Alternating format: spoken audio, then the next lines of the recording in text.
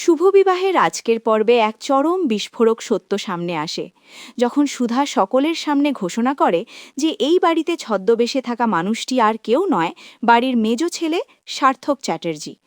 সবাই হতবাক হয়ে যায়, কারণ সার্থক তো বহু আগেই মৃত বলে জানা ছিল।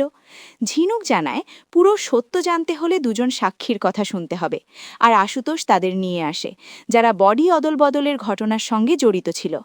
তারা স্বীকার করে সার্থক প্লাস্টিক সার্জারির মাধ্যমে তেজ বসু মল্লিকের মুখ নিজের মুখে বসিয়ে এই বাড়িতে ঢুকেছিল। হাইট মেলাতে সে মোটা সোলওয়ালা জুতো ব্যবহার করত। সুধা জানায় সার্থক জানত না আসল তেজ বেঁচে আছে, আর সেই ভুলেই একদিন দুই তেজ মুখোমুখি হয়। চুরি হওয়া ডায়েরি পড়ে সার্থক সুধা ও তেজের সম্পর্কের অনেক তথ্য জেনে সবাইকে বিভ্রান্ত করেছিল, কিন্তু সুধা শুরু থেকেই বুঝেছিল সে তার তেজ নয়। ঠাম্মি নিজের ভুল স্বীকার করে ক্ষমা চায়। ঠিক তখনই সার্থক জানায় সে সবার সর্বতু বিষ মিশিয়েছে এবং কাউন্টডাউন শুরু করে, কিন্তু কিছুই হয় না। আসল তেজ জানায় সে আগেই বিষের পুড়িয়ার বদনে গ্লুকোজ রেখে দিয়েছে।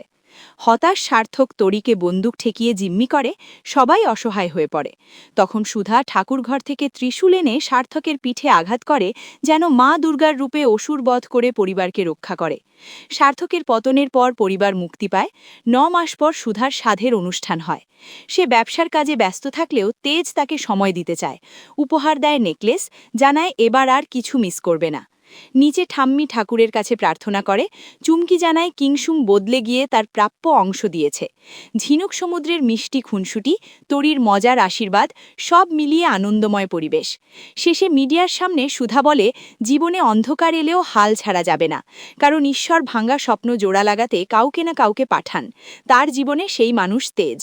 তেজও বলে সমাজ বদলাবে যখন সুধার মতো বীরাঙ্গনার পাশে একজন বীর পুরুষ দাঁড়াবে। ভালোবাসার জয় আর পরিবারের ঐক্যের মধ্য দিয়েই শেষ হয় আজকের আবেগঘন পর্ব।